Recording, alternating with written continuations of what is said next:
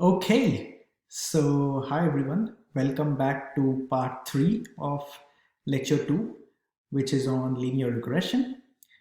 And actually, the part 3, we will actually study an extension of linear regression called polynomial regression, right?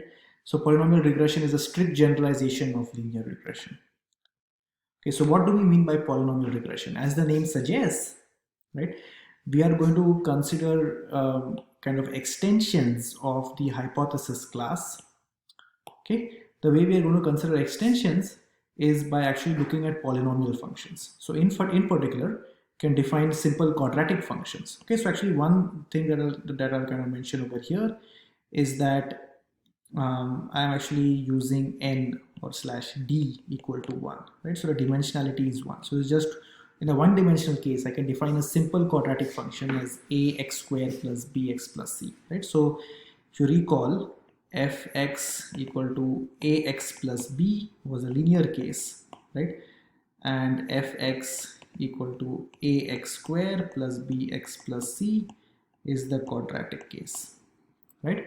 But you can also define basically the kind of k um, degree generalization called the k degree polynomial, which is akx raised to k plus ak minus 1 x raised to k minus 1, and so on and so forth, right? So with this, what does the problem become, right? So now I have all of these different basically k plus 1, so I have k plus 1 variables in my expression, and I have my function like this: akxm raised to k plus plus plus a1xm and so on, right? One trick I'll actually mention to you very quickly, right? That polynomial regression is the same as linear regression, right? Using an expanded polynomial feature set, right? So what this means is that you can define x prime m as my vector, right? And so basically, given a scalar, so I'm assuming that I have a scalar xn, I can define this guy x prime m as the following vector. So it's xm raised to k, xm raised to k minus 1 until xm until 1. Okay, so I do linear regression. So actually, in fact, I can remove 1 because 1 anyways is used as a bias term, right? So in my linear regression itself, I have a bias term, so I can remove 1. So if I define this version of my vector, right, I can basically convert polynomial regression into linear regression with an expanded feature set.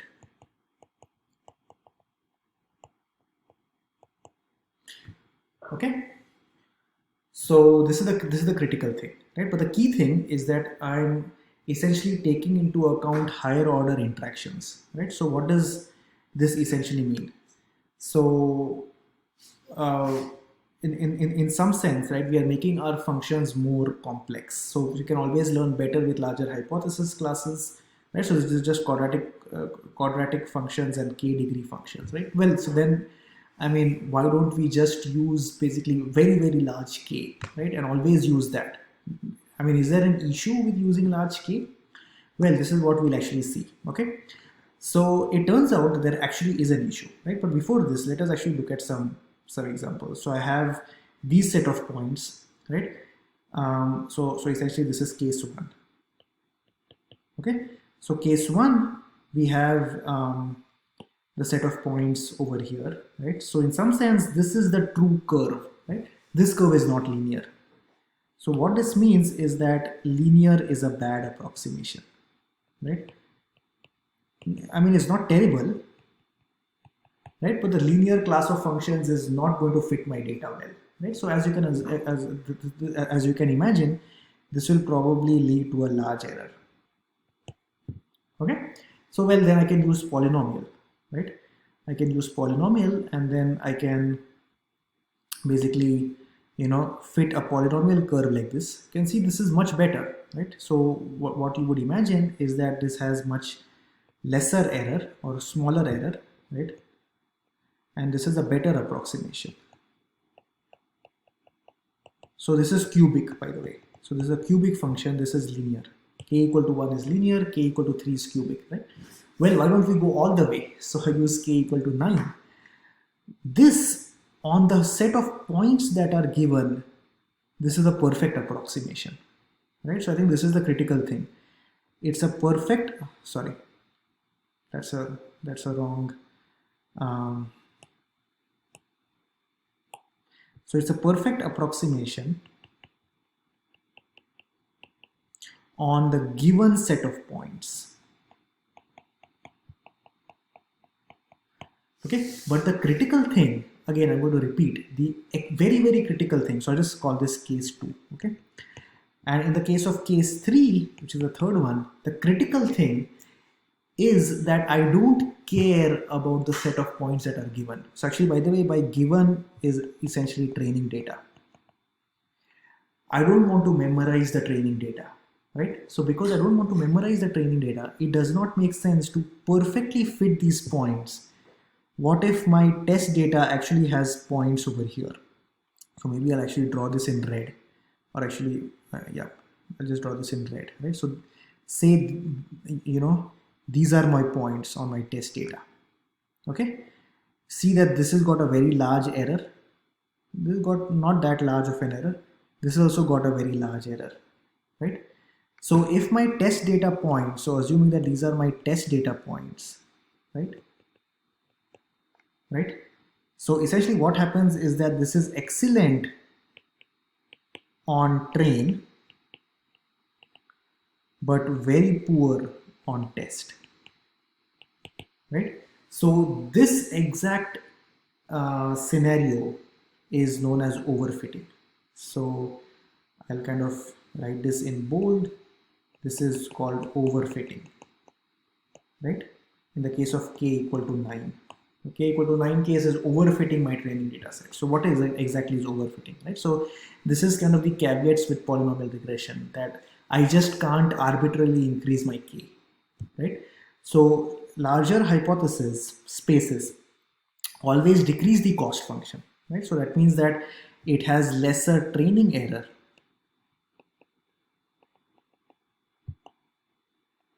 but does not necessarily mean better predictive performance, right? So that means that it may not generalize better.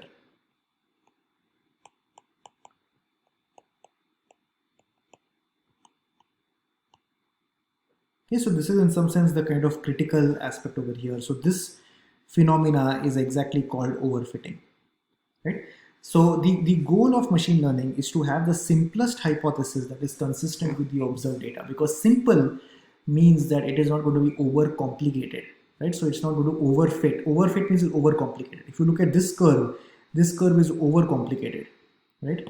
So the curve that is there over here is like all over the place. It's overcomplicated. I don't want to overcomplicate a function, right? In reality, nature is relatively simple.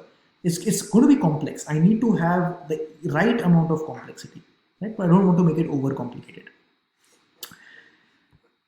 All right. So, so I think the kind of main critical message is that we simply cannot evaluate our learned hypothesis on the training data. Never ever do that, right? Never take your training data, just learn your model and test it out on the training data. I'm doing perfect, I have zero error. Never. This is the 101 of machine learning, right? So the 101 of machine learning is overfitting. And we'll actually look at this in the context of other machine learning algorithms as well, right? But I think this is very, very evident in the case of linear regression and polynomial regression, right? So never ever say that I just basically will look at my training data and be done with my training data, right? So we want to be able to perform well on unseen data, right? Otherwise we can just memorize the training data. So I think this key, which I'll kind of highlight over here, this is called generalization.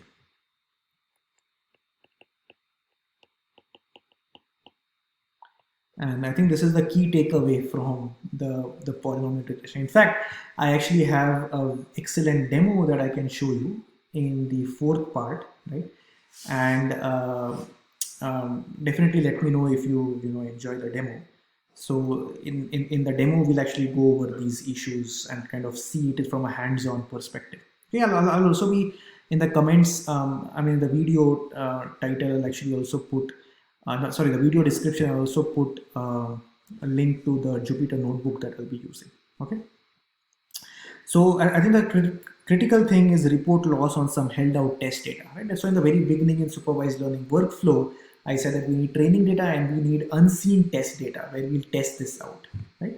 So that's why it's kind of critical to have both, and it was not just for fun that I said we have two kinds of data, right? So it's important to have a held out test data, so the data that is not used as a part of the training process.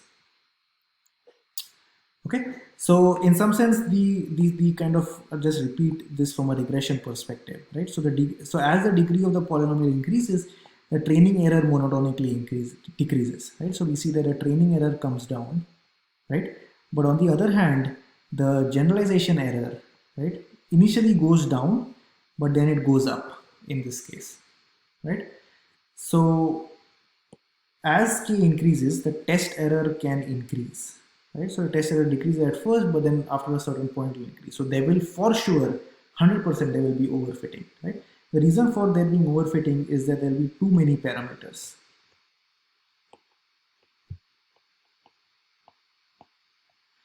So actually in the future slides, we'll be looking at a concept called regularization, which will potentially fix the issue of overfitting, right? And we'll go over regularization in a little bit. So the critical issue, the critical aspect here is that if the model is too complex and trivially fits the data, right? Basically too many parameters. That's when we typically say that overfitting, right? So I think that there are a few different cases. So the case one is when the model is too complex, right? The case two is when we don't have enough data, right? So I have probably the right number of parameters, but I just have 10 examples. I'm going to overfit, right? So we need enough amount of data given the number of parameters, right? And the third reason for there being overfitting is that there is a certain noise that the model has learned, right? So I think there are these three different reasons why overfitting can occur. Okay. Okay. So with this, we'll actually kind of end the lecture 3, and kind of the next lecture, lecture 4. I mean, sorry, we'll end part 3 of lecture 2, and in the fourth part, we'll actually go over some hands-on examples of regression.